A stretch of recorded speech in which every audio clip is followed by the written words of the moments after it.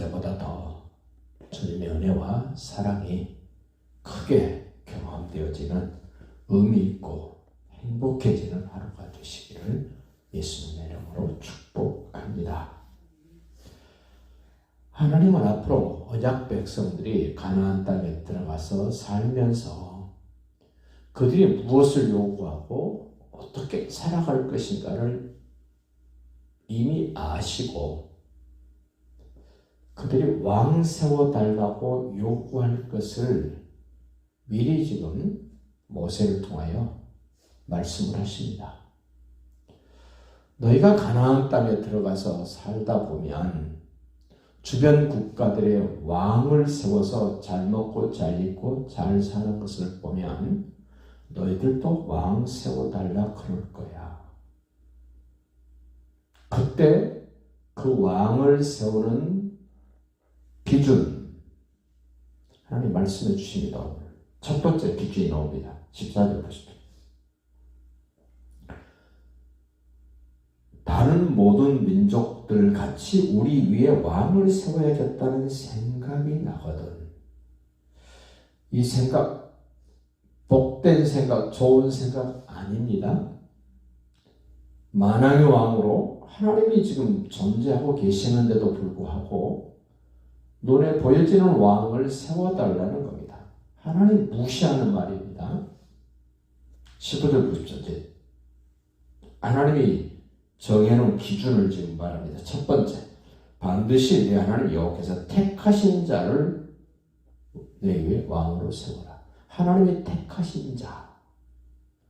이스라엘의 첫 번째 왕이었던 사울을 한번 보십시오. 하나님이 택하신 사람 아니었습니다. 하나님이 택하신 첫 번째 왕은 다윗이었습니다. 근데 사람들이 원하는 왕, 사울 왕이었습니다. 그 왕을 세울 때 두 번째 조건이 있습니다. 내 위에 왕을 세우려면 내 형제 중에서 한 사람을 알 것이요. 형제 중에 한 사람만 하랍니다. 두 사람 세워서 섭정을 하거나 서로 힘겨루게 하면 안 된다 그럽니다. 네 형제 중에서 그랬습니다. 왕은 남자여야 된다는 겁니다. 그런데 그 북쪽 이스라엘의 아합 그의 자녀가 남쪽 유다의 왕으로 섭정을 하죠. 아델라는 여인이 안 된다는 겁니다. 이 하나님 말씀의 기준으로 또 보십시오. 네 형제가 아닌 타국인을 내 위에 세우지 말 것이다.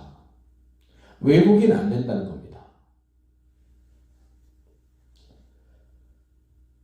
12절 또 다른 조건을 이해합니다. 그 왕으로 세워질 사람은 병마를 많이 두지 말아야 된다. 소위 군사력을 키우면 안 된다 그럽니다. 각 나라마다 대통령을 뽑습니다. 총리를 뽑습니다. 다 민심은 천심이다 그런 말 하면서 뽑고 당선이 됩니다. 하나님의 말씀하고는 전혀 상관없는 왕들이 세워져서 무기가 많아지고 힘이 세지니까 역사 속에서 그들이 뭐합니까? 소위 전쟁을 합니다. 전쟁. 수많은 생명을 희생시키는 전쟁을 합니다. 그 왕으로 세워진 사람은 병마를 많이 얻기 위하여 이집트로 가는 거 안 된다. 그런데 솔로몬은 이집트의 바로가 장인이 됩니다. 소위 이 병마를 남대문 시장에 땡처리 하는 것처럼 헐값에 사옵니다. 엄청난 부를 챙기게 됩니다. 또 한 가지 조건을 말합니다. 17절 그에게 아내를 많이 두고 그의 마음이 미혹되지 말아야 된다. 아내를 얻게 되면 그 여인네들은 친정에서 섬겼던 그 우상을 필수적으로 가지고 오게 됩니다. 그래서 아내를 많이 두면 안 된다. 또 한 가지 조건을 얘기합니다. 자기를 위하여 은금을 많이 쌓지 말 것이다. 자기를 위하여입니다. 다른 사람을 위하고 백성을 위하고 하나님을 위해서는 은금 많아도 괜찮습니다. 근데 자기 자신을 위해서 많이 쌓으면 안 된다는 겁니다. 그럼 이제 왕이 된 다음에 꾸준히 해야 될 것을 이제 18절에 이야기를 합니다. 그가 왕이 오르거든 이 율법서의 등사본을 내 사람 제사장 앞에서 책에 기록하여 자기 옆에 두고 평생 읽으라는 겁니다. 배우라는 겁니다. 공부하라는 겁니다. 왕 됐다고 자기 마음대로 하면 안 되고 왕이 됐어도 하나님이 원하시는 것을 쫓아서 통치하고 다스리고 결정해야 된다는 겁니다. 그럼 왕이 율법을 배우고 읽어야 될 정도라면 일반 사람들은 어떻습니까? 하나님이 언약 백성이라면 하나님이 주신 말씀, 생활의 규범으로 주신 성경 말씀 읽어야 됩니다. 배워야 됩니다. 근데 지금 세상 돌아가고 교계, 특히 목회자들 이렇게 보면 성경 놔버리는 분들이 너무 많습니다. 성경을 놔버리면 어떻게 됩니까? 20절에 말합니다. 그리하면 그의 마음이 그의 형제 위에 교만하지 아니하고 성경 말씀을 가까이 하지 않으면 그 사람들의 특징이 있는데 교만해진답니다. 교만해져. 하나님은 분명히 말씀합니다. 교만은 패망의 선봉이요 넘어짐의 앞잡이다.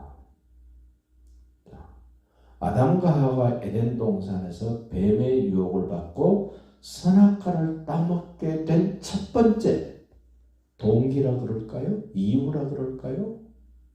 그게 뭐였습니까? 뱀이 말합니다. 저거 따먹으면 너희가 하나님같이 된다 이랬습니다.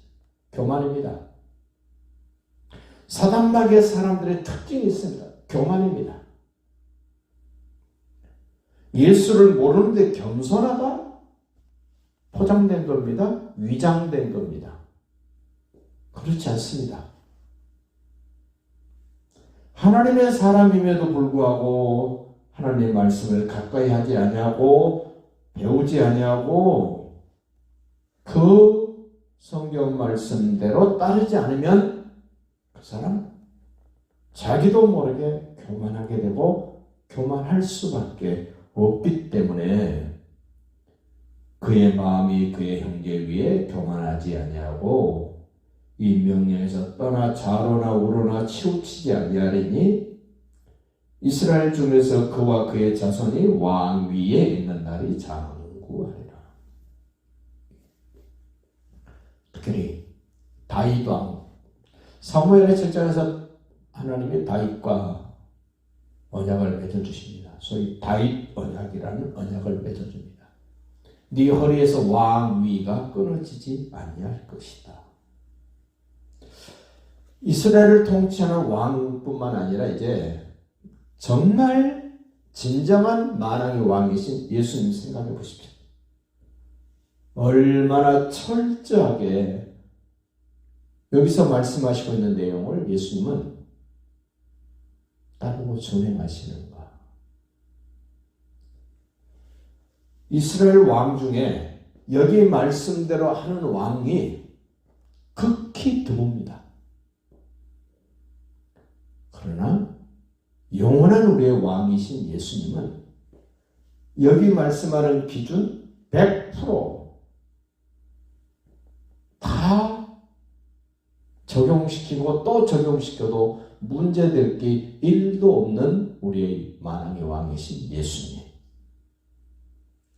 그분의 통치와 다스림으로는 기꺼이 받아들이고 범사에 그분의 주권을 인정해 드리면서 오늘도 의미 있는 날, 복된 날로 살아가실 수 있기를 예수님의 이름으로 축복합니다.